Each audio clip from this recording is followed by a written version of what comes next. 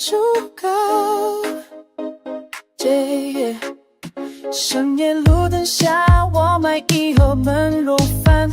忽然天上划过一幅两只金飞船，门开得很大，走出来几个怪模样，着着耳机拿着录音棒。他们围着我转移得很眼神，你说的话节奏有点糊，我剩在原地把字掉下去，心里想着这是什么逻辑。外星人说我地球话不标准，声调忽高忽低像在打印，他们比火烧声要我再唱一遍，结果全部笑到翻在地面。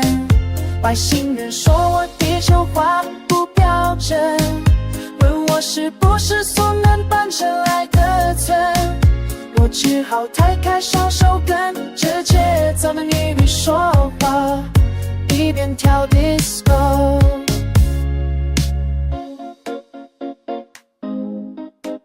如果他们带着我去飞船离开台北，一边喝着蓝色饮料，一边说我长黑黑。公屏上出现地球预言这吃鸡，解释是脏不赞，发音错误太凝气。我大声上海，这是往来的少，他们就全体点头说 OK 不依绕。还有人拿出新团要我 freestyle rap， 我乱唱几句 G 要变成调性 roll。外星人说我地球话不标准，却爱向我讲故事的起风。他们叫这旋律当作鼓声伴奏，全宇宙一起摇头晃脑不休。外星人说我地球话不标准，可还是白瞎时刻上了热搜人。我一笔却火星找一遍，比 A 星银河边都圈出回忆。yo，我乱喊几声，结果外星人全部一气呵成，地球和宇宙语也不用乐，只要有笑声，接着就会动势。一句讲几个歌剧，叫你地球人就会退在安息，银河的失望。来，星球上面就爱是你的。